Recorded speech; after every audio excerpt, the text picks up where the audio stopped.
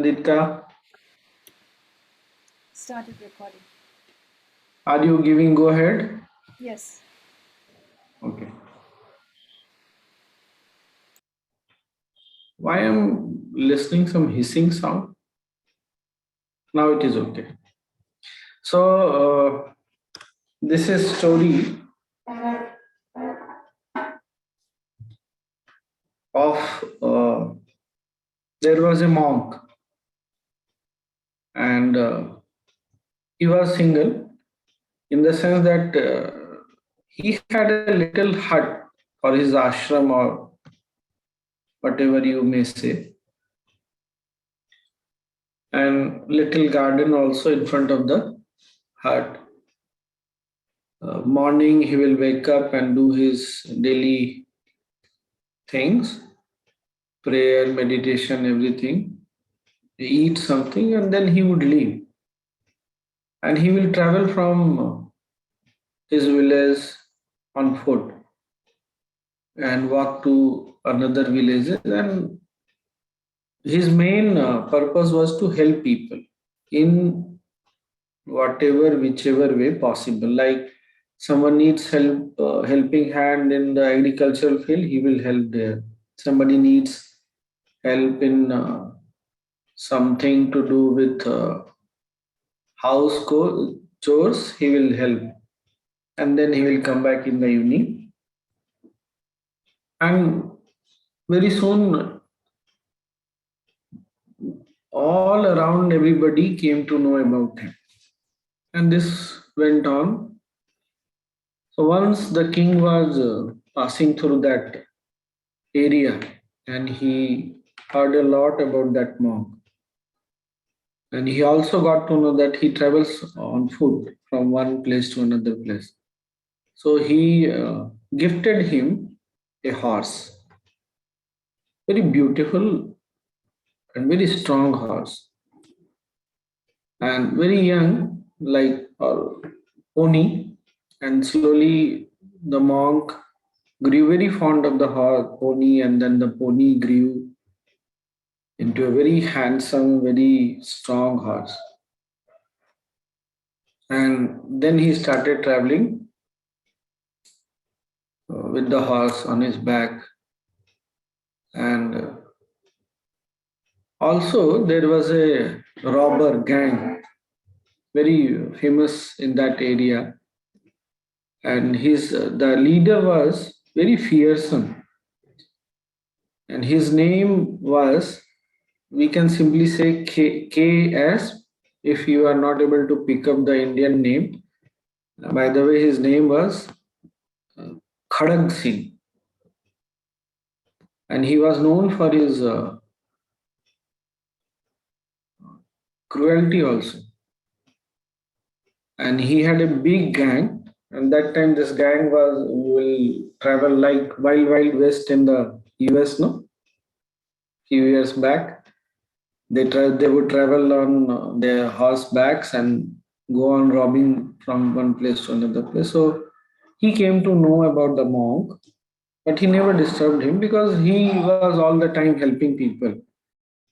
But then he came to know about the horse. So one day he visited the monk at his place, little hut, and he saw the horse and he could see that the horse is very unique.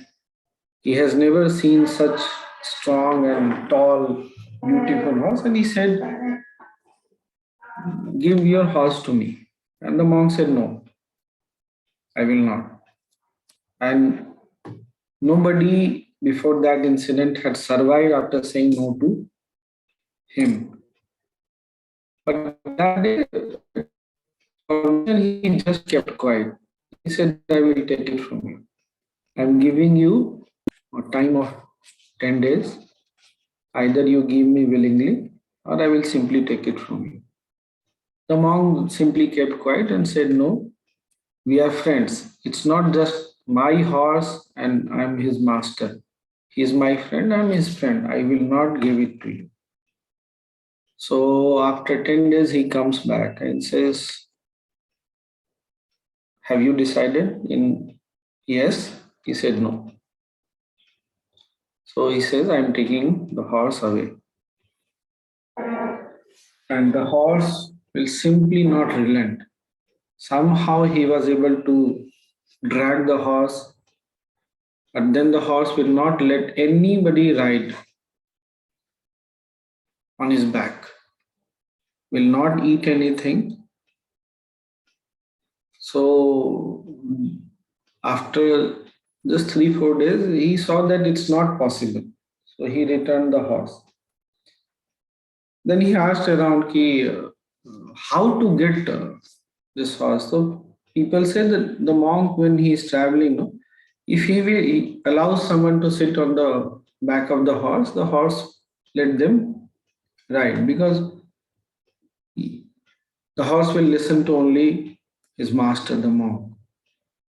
And so how to do this? The monk will not say yes, no matter what. He threatened, he cajoled, he requested, but the monk was simply adamant, no, he is my friend, I will not give it to you. So one day, the monk was traveling from one place to another place on his horse, and he saw a very someone crying at the side of a field, crying for help. And he got down. He asked, "What has happened to you?" He said, "I'm sick, and nobody is helping me." He was he had a blanket covering him, so he was shivering in cold and everything. So he could not see who is this person. He was simply saying, "I need help. Can you help me?" He said, "Listen, I'm not a doctor, so I will take you to the nearby village and maybe doctor will treat you." So he asked him, "Can you walk?" He said, "No, I cannot walk. I have fever also." So he said, "Okay, come on my horse's back." So he helped him climb the horse, and after a few steps, the man suddenly gets rid of the blanket and says, "Now can you see who is this?" And it was obviously the robber. And the horse, because he was permitted by his masters, so he said, "Now your horse is mine." And he started to run away with the horse. But the monk shouted that, "Please don't tell anyone about this incident." And he took away the horse. After 2 3 days, suddenly in the morning, the monk hears the sound of his horse.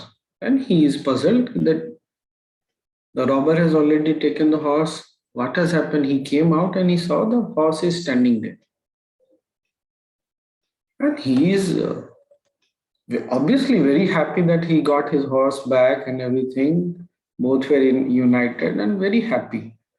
Now, you have to tell me why the monk shouted, "Please don't tell anyone about this," and why the robber returned back the horse. So, everyone has to share. Because when I heard this story,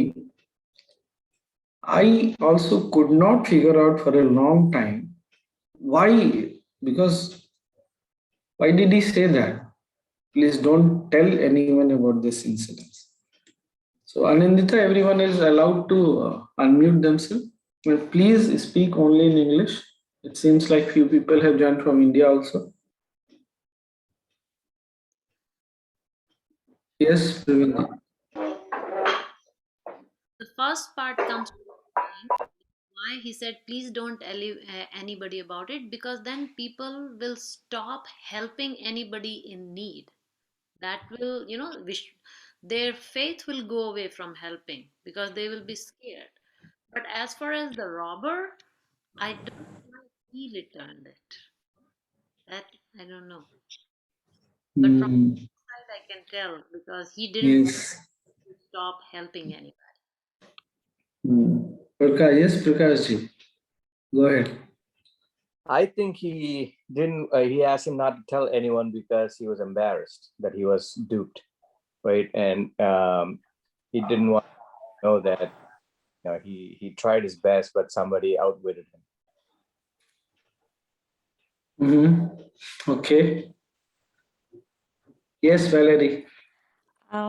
It is possible that the monk was protecting the robber from any harm, because if he told that he stole the horse given by the king and the king got to know about it, That's a good point. it That's a is nice point. it is possible that the king would have got his men to kill the robber or take the horse back. Yeah, very nice point.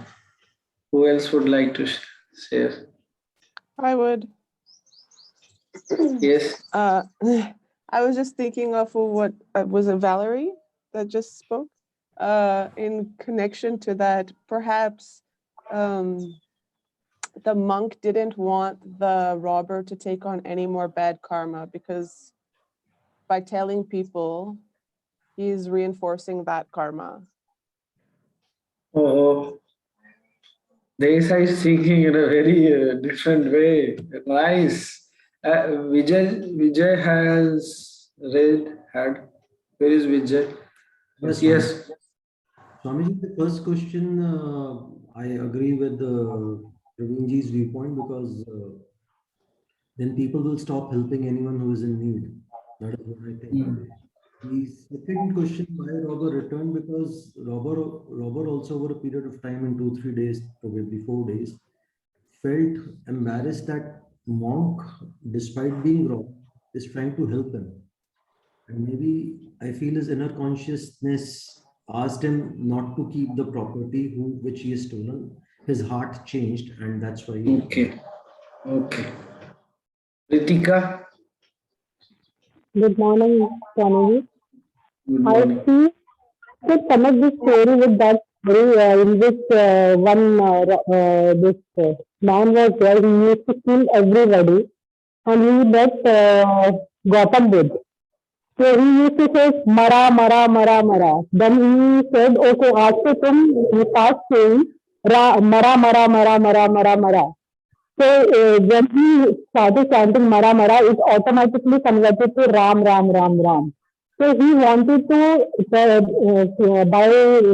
through this I can understand that he also wanted him to hide his karmas, and then he should realize his mistake by himself, and he should not do this task in the future. So I think these two stories are almost similar. That if he will say in this way, the person will definitely change the karma by themselves. Okay. Just little correction, Pritika. You have mixed two stories, but Yeah. nice. This is nice. Nice perspective. Yes. Swamiji, can Sorry, Anuradha, you have to unmute yourself again. Yes, Anuradha. yeah. So the first point, I think, as everybody has said, that yes, people will stop believing in others, and they will not help others. Is but that's why he didn't want that to be told to anybody. And the second point, I'm just thinking, why did he get back the horse? Because probably the horse realized, and the horse actually uh, like earlier also, the horse wouldn't eat, the horse wouldn't cooperate with anything. So probably the horse behaved like that for 2-3 days, and the this person realized how good that uh, sadhu was, and um, probably he found the value of friendship and caring, and he thought that he should learn that. Probably, I don't know. I think so. Yeah. This is nice point, Anuradha. But what happens now? The animals have intellect, but they don't know how to use the intellect. So they can't differentiate between, they just have a connection. And because he got the permission, so he for the horse, it did not matter whether who is right or right. Just permission is good enough. So who else would like to share something? Yes, Vidyaji, go ahead. Robber feel guilty whatever he do with monks. Okay. We are getting very close because the first part is uh, seems like very simple. Second part, somebody has to come up. Anyone else would like to share? Uday? No? I think I agree with the first part. Second part, I've still not figured out. Okay.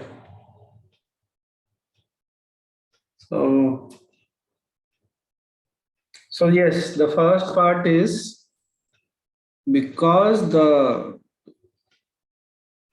monk said, "Do not tell anyone." He realized that yes, then people will stop trusting others who are unknown to them, and that is why he shouted, "Please do not tell anyone about this incident." And this made the robber think that despite losing something which was his own, he is not worried about that. He is thinking about, if people will come to know about this, people will stop helping others. People will stop trusting others in need. And this made him change his heart. That selfishness was not there, despite losing the only thing he had. So that's why he returned back. Nice, no? It's a good thing. What else? We have finished the story and discussion also. Time for the other story then. I'm just wondering if he had this awakening. Oh, Valerie. I think Siddharth is sharing something. What, Siddharth? I was just thinking if the robber had this realization. I mean, this is a very deep message, right, for a robber, because they wouldn't normally think like this. But if he had this realization, why didn't he come and bring the horse himself? Why did the horse just showed up? Like, why didn't he, I was thinking the same thing, Swamiji. Yeah. Because, when Siddharth, when you are in guilt now, when you realize that you have done something wrong and that person is not pointing fingers at you, then your heart can't take it. If you are doing something wrong to me, if I shout at you, and suppose I just keep quiet and smile at you, Siddharth, just be careful, take care of yourself. How would you feel? What will be the difference between the two situations? Which situation will make you think, like you are saying, which situation will make your heart literally melt? So that is why, in the ancient times, people will never confront violence with violence. Violence was always met with compassion, with love. And that is the only thing, even if you are, suppose somebody is pointing a gun at you, that is, you may have to take very harsh action, but you should not lose your compassion, even if you have to take very strong action. This is what nowadays people are in forces, they are also trained for. Because if you lose your compassion, if you lose your calmness, ultimately the trauma lingers on with you. And You are in US, you know how our soldiers there also, even soldiers here also, the kind of trauma they have to go through, what we call war trauma. Why? Because they simply lose their compassion, their balance, and that trauma, you cannot, human beings cannot live with this. The lion kills for his food. That's it. And the lion is supposed to kill because that is how he eats. But that does not create trauma in a lion. The snake will eat a rat or mouse. But humans cannot do something like this and live without trauma. That impression lingers on. And that makes us very that makes pain in our heart.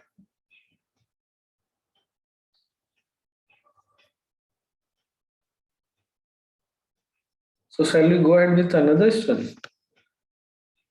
Okay, this is a puzzle then. Huh? Swamiji, Yes, before you Joy.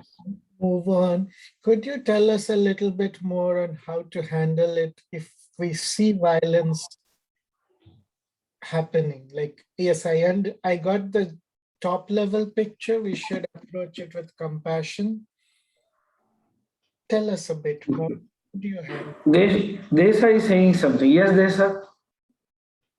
Are you saying yes for the story or what? No, I had a question in relation to what you were saying. Yes. Because just yesterday I was listening to some knowledge regarding like the caste system and how I was hearing that how kshatriyas are required to eat meat. So then I'm just wondering, like, it's like I'm confused by this, right? Because on one side it's like it said it's a requirement. On another side, how can it be a requirement if it's to pain someone's heart? How is someone supposed to live with that guilt or that trauma of? That is a very good question, Desa. What you have asked and what Joy has asked is same thing. For example, Desa, I'm giving my example. Like right now, I'm head of this setup, whichever setup I'm. Somebody might be head of his or her business, or maybe some company, big company, small company, doesn't matter. And recently we have gone through COVID situation also. And suppose you are running a company which has, say, more than 50 employees, and this COVID situation arises. And now the sales are going down, the business is going down. You have to lay off people.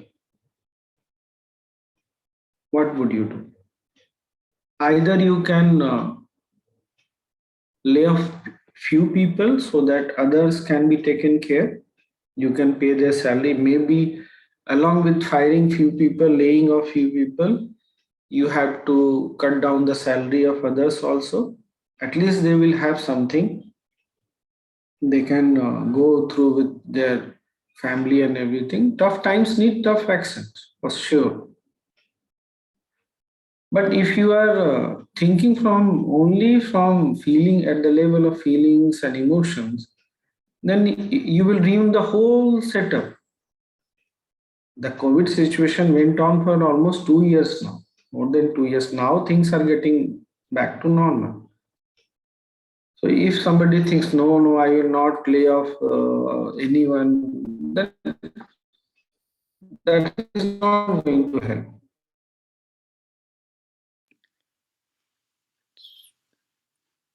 Is Swamiji there, or is it only my screen that froze? I'm frozen also. Yeah, I couldn't hear him either. It's frozen. Swamiji?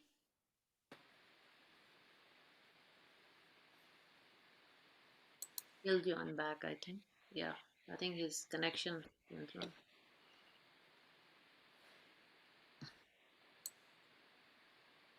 Yeah, he'll join back. In answer to your question, Desa, there was one more thing I wanted to say. It was a requirement. Are you there? Yep, listening. Yeah. Yeah, it was a requirement for Kshatriyas to eat because Kshatriyas at that time used to be warriors, you know, and to harden them that yes, you cannot kill, they say you cannot kill somebody. If you can't kill a dog, you can't kill a, chicken, you can't definitely kill a human. So it was a requirement only for those who were warriors, but not just because you're Kshatriya, you have to eat meat. So that kind of thing. But nowadays it's not there because you're not. I'm a Kshatriya actually. I was born in a family of Kshatriyas, but we are not warriors, so we didn't have to eat. You know. But what about the warriors who are like who are going into the army and such thing? Because this is what I also hear around here, where I am at least, is people say like you said, they're being trained to kill, and so that it's a requirement for them to eat meat. So I'm just wondering like how Basically, they they are feel trained. about that, how that affects them. Basically, they are trained to go with the mindset that suppose, in the army, the training is not only for you to fight. At least this is what my understanding has been. And since with Swamiji will join back and he can talk more about it. My brother-in-law used to be in army in India. He was a colonel, so that's how I know that the soldiers are not trained just to fight. They are also trained from the point being that what if you get captured, then would you be able to survive? Or if you are in the middle, suppose in the war zone, you're hiding this and that, so they have to have skills to survive. And at that time, just being a vegetarian doesn't work. So that's why they make them stronger just mentally, that no matter what, don't get stuck. I won't eat meat because what, you get into the enemy's hand and they say, okay, this guy doesn't need, let's stuff meat to him. So those kind of things. But at the same time, I think nowadays things are a little different. Indian army does uh, kind of, at least in America, they do that they don't force you to eat what you don't want to eat. But in old times, I think that was the thing where they were trained that no matter what, you can't lose your mental balance just because you have certain, those kind of inhibitions. So, yeah. Doesn't that also apply to, we're talking about it's not just eating meat, it's about killing, something or harming something. If you're in a pharmaceutical industry and you're doing research, you do it on animals, right? Whether it's a mouse or something else. But you do that, you don't want to do in good conscience hurt any living thing, Yeah. but you do that because of the greater good. Yes. So Yeah, that's how Sikh community was trained. When Guru Tegh Bahadur Singh Ji, there was a Sikh leader in India. Sikhism is a religion, and they all used to be Indian. They all used to be pandits actually. But then he made them grow beards, have turbans on their head, just to make them look fearsome, so the enemy would get, just by your look the enemy would get little conscious. Otherwise, when Muslims used to attack India at that time, our names used to be Ram Prasad, or these soft names. But then he put a Singh behind everybody's name. Today if you see, their names are Jaspal Singh. Before it used to be Pandit Jaspal Ji, like that. So he gave them that Singh means like little, gives a little weightage, and then he made them wear these clothes, these robes and beards and turbans to make them look little scary. And yes, then he told them you need to eat meat because that is your, they are so strong. Just by eating vegetables you are strong, but the beef that meat gives you on your skin, beef I mean by fat, that gives, and then Muslims are eating that and all, so you have to be competitive against them. So that's how it came into Sikhism. So I know from that point of view that he was basically, his idea was not to spoil their religion, but it was to make them stronger. The whole intention was different at that time. Yes. And then I guess, Prakash, on your point of does it actually create problems if you're actually killing something which is part of your work routine, right? the whole thing is in Bhagavad Gita also, right? Where Arjuna is reluctant to kill anybody. And Krishna extols him saying, you need to do your duty. So apparently, if you are doing it as part of your profession and as your duty, it's something that you need to do, and then you don't attach the karma that comes with that. So maybe Parveenji, just on a different tangent, I just No, wanted to bring this up. exactly, Udaji. You actually brought up the right point that yes, in Bhagavad Gita, it is also there that it is not for you. It is for so that you don't get stuck in that, and then what is happening? The soldier is going to win over your mind. So you need to get out of that. So yes, thank you, Udaji. I actually that was a very good point. Desa, does that help? Yeah, it does to some degree, because what was just said regarding Bhagavad Gita, like that's playing in my mind a lot, because it's like I just read it recently, so it's fresh about Good. when you're doing your dharma, that you're not acquiring that karma, because like was said with the pharmaceutical industry, for example, it's for the greater good. So from Krishna's perspective, it was for the greater good. It was for dharma to to remain in adharma, not supporting adharma. But I guess I'm just confused how it affects like a person in mentally. Yeah, I don't know. I'm still a bit confused. So see, before they go into it, they are told it's not a surprise. At least in today's world, or even in back days, nobody forced you to be a soldier. But when you know what you are signing up for, then you're mentally ready for it. I don't know though, because like that's the thing is I have friends who are veterans in the US, and I don't feel like it's meant like people are mentally prepared for what they have to do. And that's why I feel like a lot of them come back and are suffering with PTSD and going like committing suicide or high suicide rates, the guilt of what you've done, even though they may have spent years training to do it. So I don't know. I think it's really difficult. Yeah. I have a different view on that, right? I've been thinking about that too on PTSD. I mean, it's a very serious thing, but it only happens when you come back. So it's about like when you're in fight or flight mode, right? You're doing it, right? So when they're there in action, they don't think about anything else. They know this is what they need to do and they keep doing it. When you come back here, it's a big change. It's like turning the switch on and off, right? So you're not there. There's no enemies that you're still trying to be hyper vigilant, which is what you're trained to do. And now you're coming to a civilian life. You don't have that. So how does that, is that why we have this, this kind of mental issues coming up? Because now you're in a completely different situation without transitioning in slowly. You just aired home, right? It's just a drastic change. Yay, Well, Swami that's is what. back. Oh Yeah. yeah. I just wanted to say to that, a big part of what like one of my friends, what he experienced and what he's like sharing in the US about that is your morality, like your morals don't change.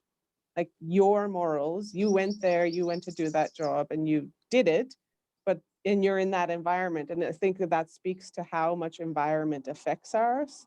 But then, yeah, like you said, when you come home, your morality is still the same. And so the guilt of that is such a heavy burden for most of them that sadly there's not enough support for this. But I think people are working on it, thankfully. So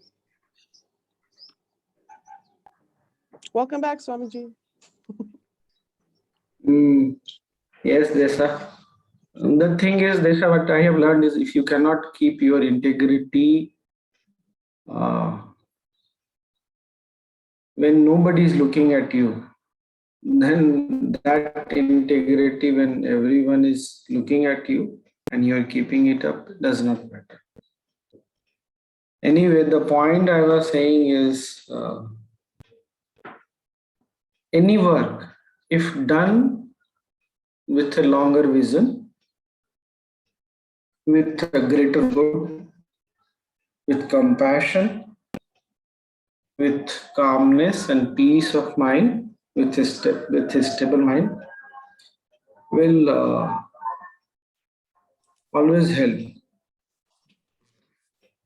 people with the one who is doing something, and others also. It may seem that you get quick benefit by aggression, and that benefit is not going to last. We are seeing these things happening in the society everywhere. People are looking for quick benefits. No, very less and less people are thinking for the longer, the good, for the greater good and goodness in the longer run. That is why we are destroying our nature also. So this thing happens. Again, I'm repeating, the most important part is your peace of mind there when you are doing something? Suppose you are just cooking. If you lose your peace of mind, you think it is worth losing your peace of mind? No, not at all. Why I said cooking, because it's a simple thing you do at home. Suppose you are running a company, if you lose your peace of mind, stability of mind, and you are doing something, it is not going to help you or anybody else. The point then comes how to keep this. What will help? So here meditation comes into picture. Some breathing technique, meditation, daily practice, and then what I have learned is purifying the intellect. The intellect, how can it be purified? Through wisdom. Joy is saying something? Yes, Swamiji. A follow-up question. Before we lost connection with you last time, you were talking of COVID-related example.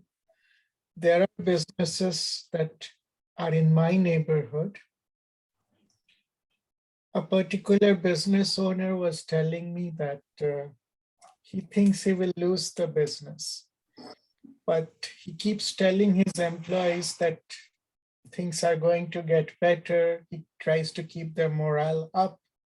So they would work hard, and there is a chance that things will look better. But he feels guilty all the time. His mind is distorted with the thought that maybe he's lying to these employees of his. And I was curious, what is the right approach? You just said, if your mind is at peace, everything is okay. His mind is not at peace. What to do? Joy,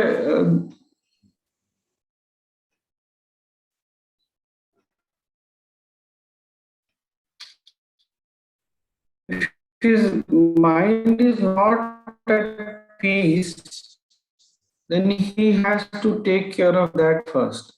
Because negative mindset, again I'm repeating, will not help. It's good to keep up your morale. It's good to keep up the morale of the employees. He should also look for other avenues, other options, and should not back out from choosing another. Say this is the best option is the first one. The second option is not the best option, but if that is the need of the hour, you have to take it.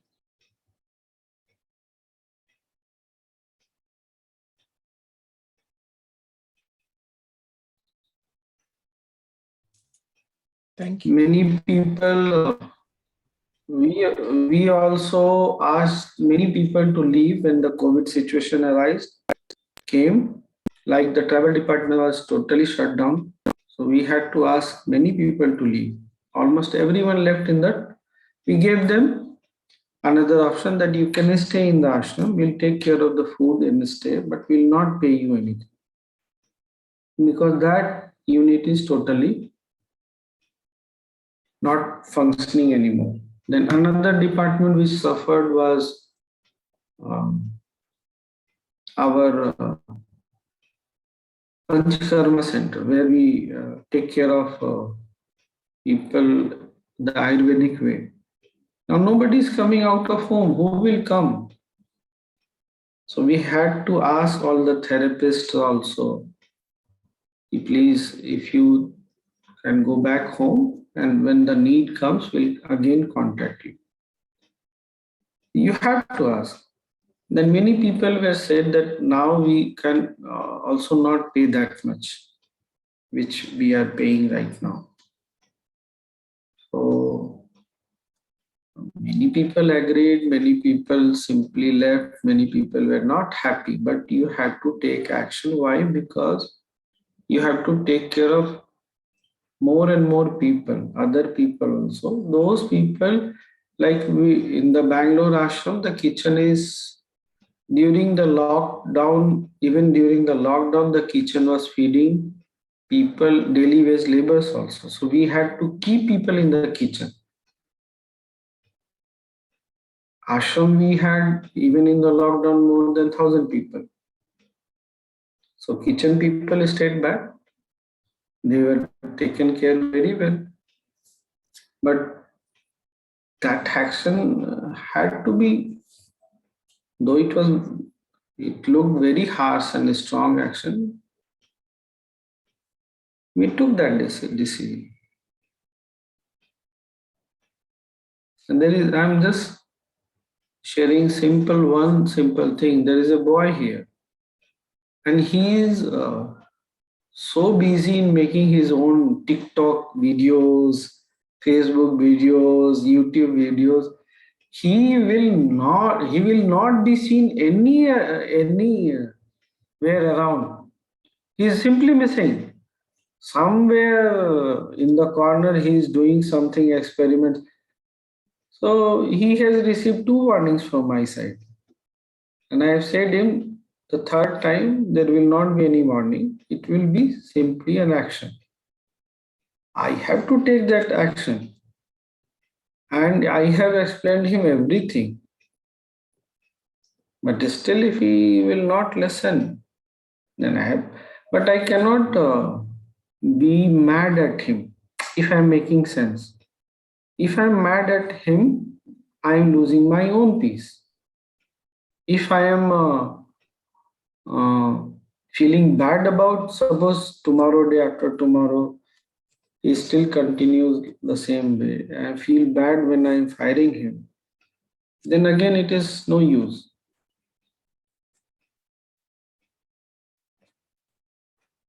Any action, anything that you do, I do, we have to take care that we are not doing it in a rash manner, impulsive manner.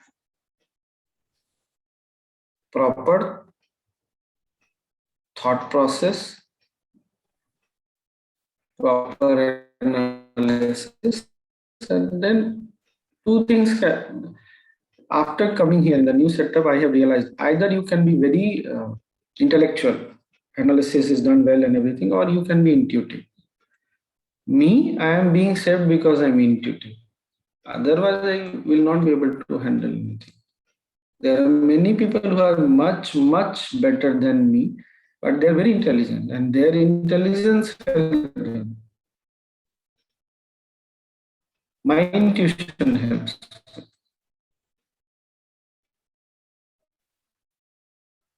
And still, I know there will be some people who will not agree my back, but that should not be bothering me.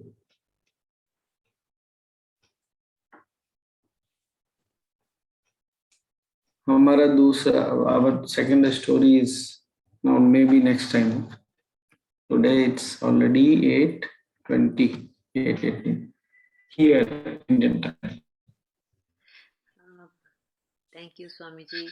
Joy, I would request you to share the donation link again in our group. I'm sure there are a lot of people now who would want to donate for the ashram. We have cows there, and a lot of stuff needs to be taken care, and whoever here is. Please share it in your groups, because we have 20 kids coming to the ashram, or no, September 19th they're coming, November 19th they're coming, and they have to be taken care. They get free education, and they stay at the ashram. Everything is like a full dorm for them.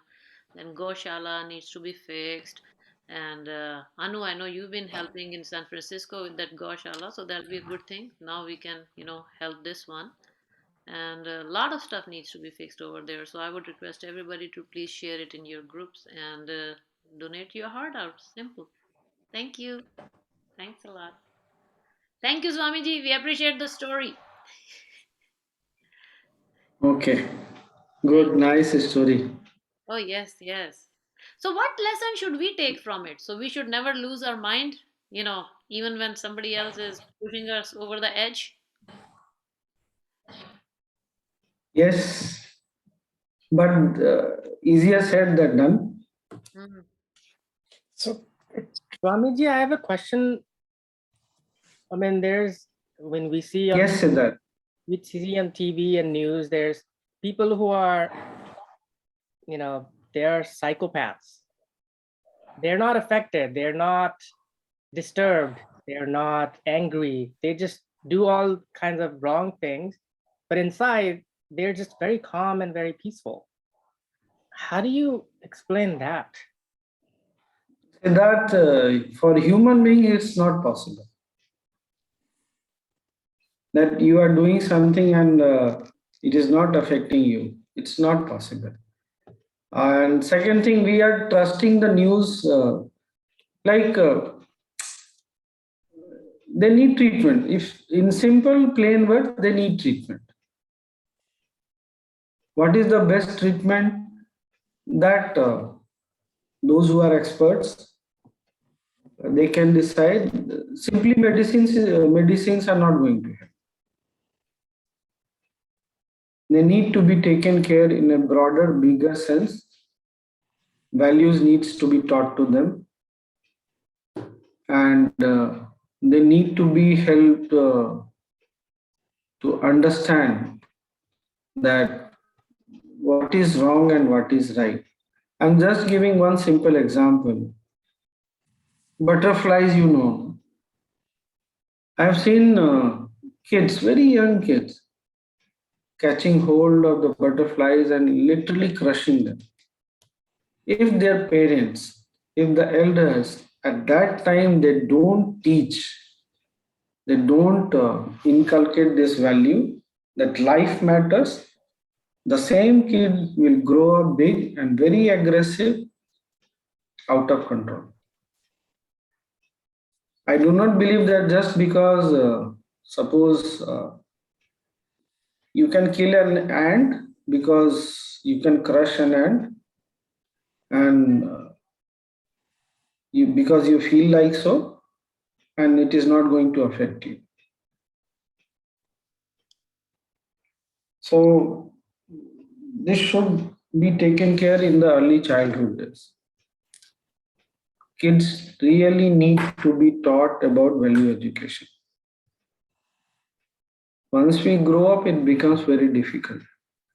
The mind has literally taken a solid shape by then. Compassion, again I'm repeating, compassion, love, these values needs to be inculcated even when they are like 1 year, 6 months old. How? By your own actions, by the actions of the elders. You cannot teach anyone by words. If I keep shouting at everyone that you should be peaceful, forget about it. If I keep saying that, and in another way, what I'm saying is you need to become the example you want people to follow.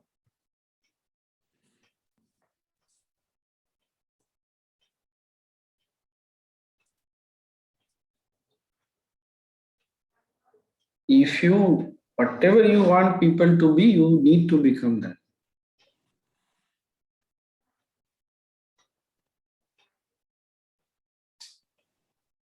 And lastly, in Sanskrit, it is called Sukshma Drishti, ability to look at the subtlety beyond what you can see. If somebody is getting angry, you can definitely say that this is an angry person, but what is that is making that person angry? Suppose someone is greedy. Why this person or is stealing something, money or anything? Why this person has come to this point that he or she has to steal? Can you take care of the reason, or do you feel very easy just blaming the person? This person is a thief, has done something wrong. That is an easy way out. But if you can see, look beyond the apparent, which is very obvious, then you can bring out the change also.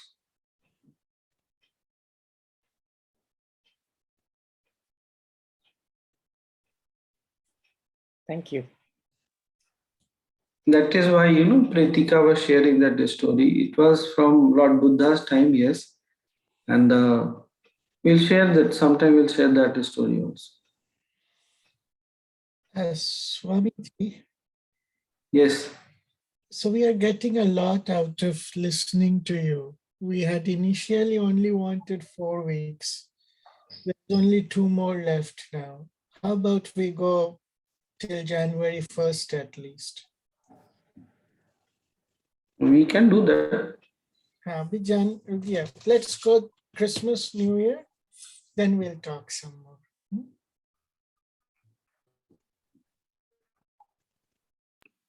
Can we have a 5-minute meditation, Swamiji? It's night time here. See? Oh, yes. Last time we had, no? So let us just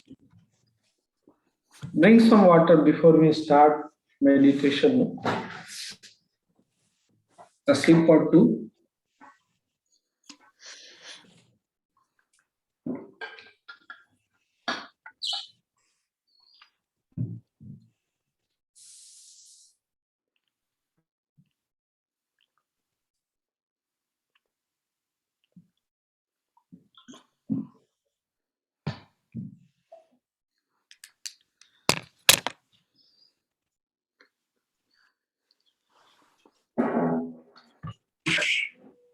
Sit comfortably.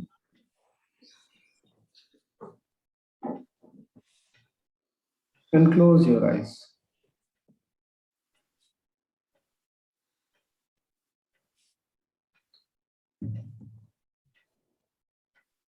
Eyes closed.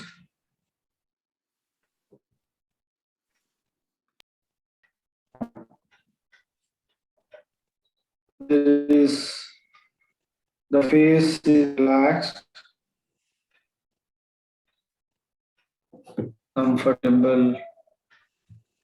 You may smile also if you feel like, soft, gentle smile.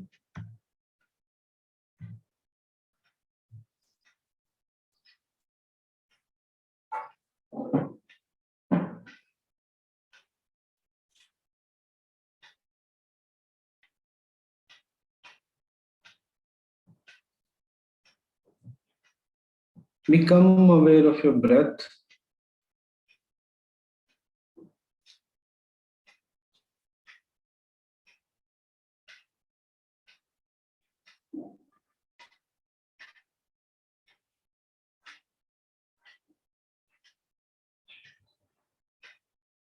And observe your own breath.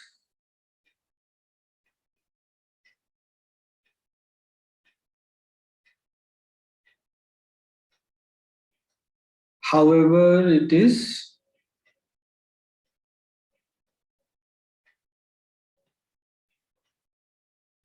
keep observing your breath.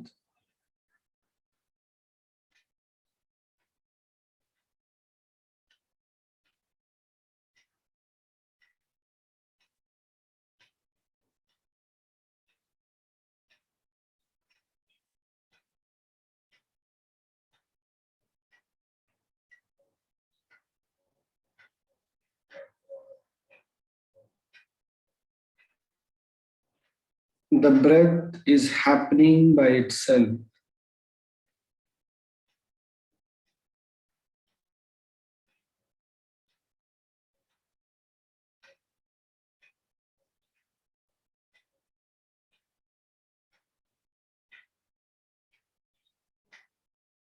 Let the breath flow naturally and keep observing.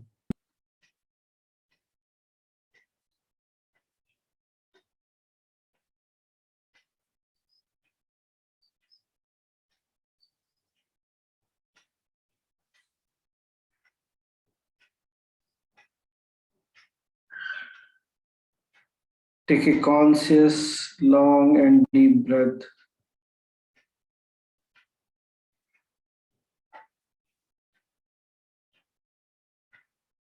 And relax.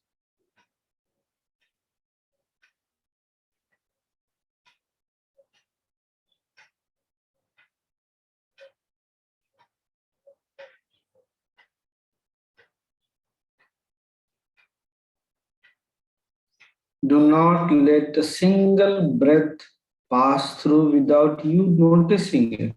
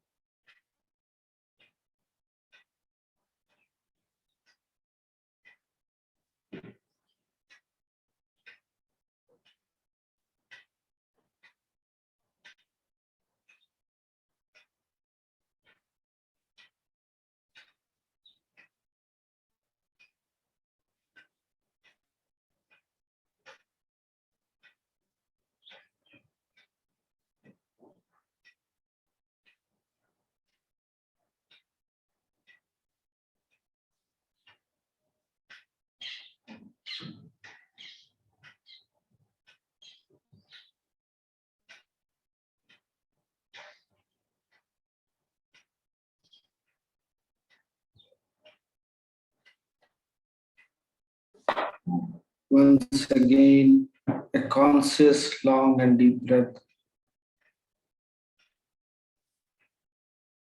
As you breathe out, relax.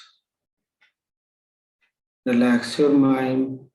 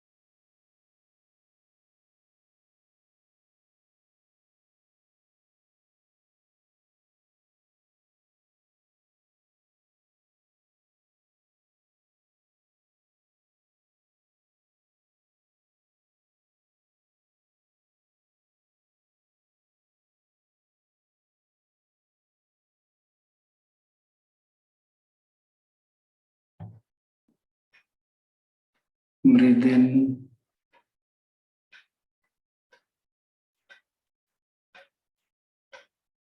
And let go.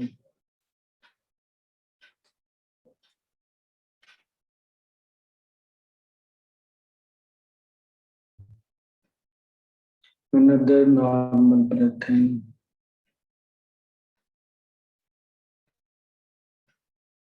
And let go.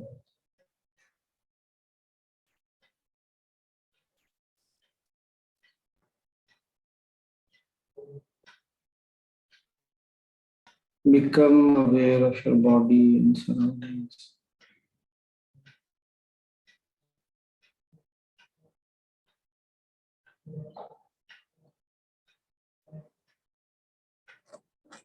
Taking your own time, you may open your eyes.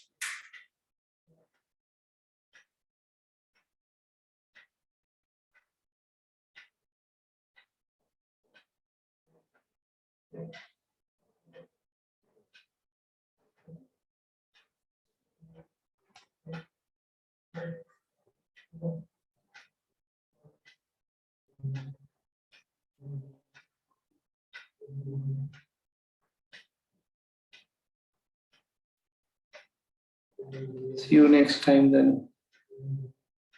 Jai Gurudev. Yes, Swamiji, thank you so much. Thank you, Swamiji.